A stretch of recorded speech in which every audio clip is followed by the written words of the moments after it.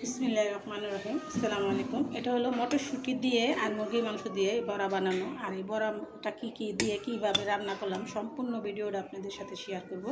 আমার ভিডিওটা না টেনে চলুন দেখি কীভাবে রান্নাটা করলাম। তাহলে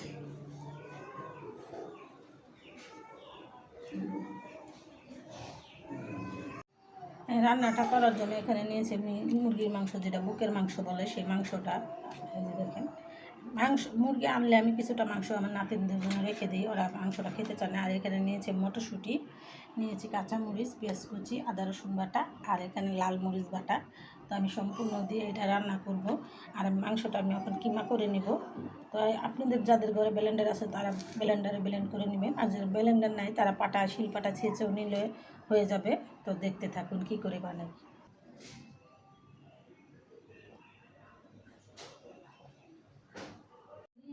তো আমি মরিচগুলো দিয়ে দিব, আর দিয়ে দিব মটরশুঁটি। মটরটা আমার ব্লেন্ড করা হয়ে গেছে। মাংসটা ব্লেন্ড করে নিব। মাংসটা আমার ব্লেন্ড করা হয়ে গেছে। তো আমি এটাতে মশলা উপকরণ দিয়ে দিব। দিয়ে দিলাম নুন, আর দিয়ে দেবো কিছুটা বাটা মরিচ, আর দিয়ে দিব পেঁয়াজ কুচি, দিয়ে দিব আদা রসুন বাটা, দিয়ে দিব হলুদের ফাঁকি, দিয়ে দিলাম তেজপাতা ফাঁকি, দিয়ে দেবো শাহি গরম মশলার ফাঁকি। তো এটাতে আমি সম্পূর্ণ মশলা এটাতে যা লাগবে আমি দিয়ে দিলাম। আর এটা আমি এখন মেখে নিব আর টিকাগুলো বানিয়ে নিব। মাংসটা সুন্দর করে করে মিক্সার করে নেবেন।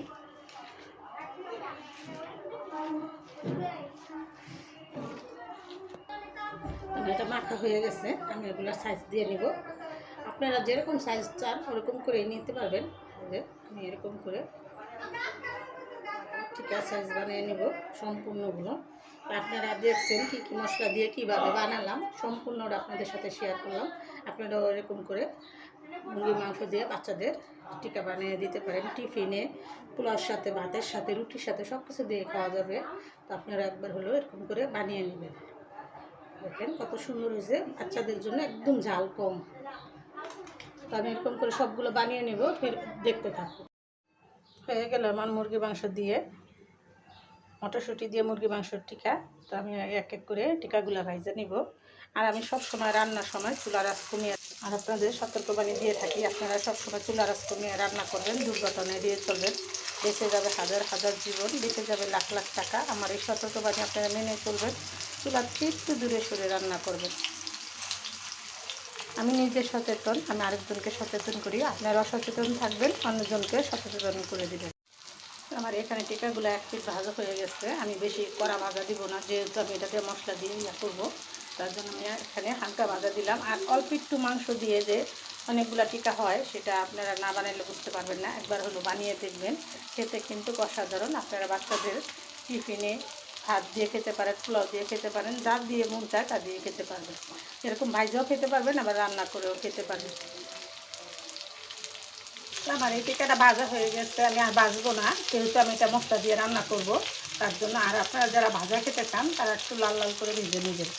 টিকাটা রান্না করার জন্য এখানে আমি পেঁয়াজ দিয়ে দিব। পেঁয়াজটা দিয়ে মশলাটা কষিয়ে নেব। আমার পেঁয়াজটা বেরেস্তা হতে হতে আমি কিছুটা আলু, এখানে ঝোলটা ঘন হওয়ার জন্য আমি একটু আলু দিয়ে দিব। সেটা লবণ দিয়ে আমি মটরশুঁটিটাও এটার মধ্যে দিয়ে দিব, এর সাথে ভাজা নিব।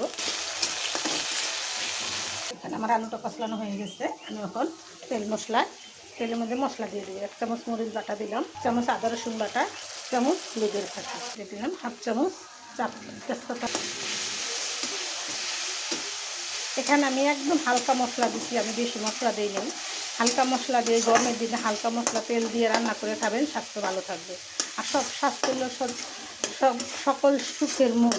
তাই আপনারা স্বাস্থ্য সচেতন থাকবেন, সবসময় হালকা মশলা তেল কম খাবেন, স্বাস্থ্য ভালো থাকবে। সামান্য একটু পানি দেবো, স্বাদ মতো নুন। মশলাটা আমার এখানে কষা হয়ে গেছে, আমি এখন আলুর ঝোলটা দিয়ে দিব। তাই রান্নাটা হলো একটা আর্ট, মনোযোগ দিয়ে যদি রান্না করেন তাহলে স্বাদ 100% হবে। আমি এখানে আলুর ঝোলটা দিয়ে দিলাম, দিয়ে দেবো 2টা কাঁচামরিচ, দিয়ে দেবো আমি এখন এই টিকাগুলো। তো আমি রান্নাটা আরও 10 মিনিট করব, ফিরে আসবো 10 মিনিট পর। দেখেন আমি কি মশলা উপকরণ কীভাবে দিলাম, কি দিয়ে রান্নাটা করলাম সম্পূর্ণটা আপনাদের সাথে শেয়ার করলাম। আমার ভিডিওটা না টেনে দেখবেন আর এরকম সুস্বাদু রান্না করে খাবেন। আর নতুন ভিডিও পেতে সাথেই থাকবে। আমি ফিরে আসবো 10 মিনিট পর, আপনারা দেখতে থাকুন। রান্নাটা আমার এখানে হয়ে গেছে। ফিরে আসলাম 5 মিনিট পর। এই ঝোলটা টাইনা যাবে, আলুর ঝোল, তার জন্য এই ঝোলটা টাইনা যাবে। আমি এখন জিরা গরম মশলা ফাঁকিটা দিয়ে দিব। দিলো শাহি গরম মশলার গুঁড়ো। তো রান্না শেষে যদি একটু শাহি গরম মশলার গুঁড়ো দেওয়া যায় তাহলে কিন্তু তরকারির স্বাদ আরও দ্বিগুণ বেড়ে যায়, কিন্তু আমি গ্রানটা সহ্য করতে পারি না। আমার রান্নাটা কমপ্লিট। আর ভিডিওটা বড় না করে এখানে রেখে দিলাম। আসসালামু আলাইকুম।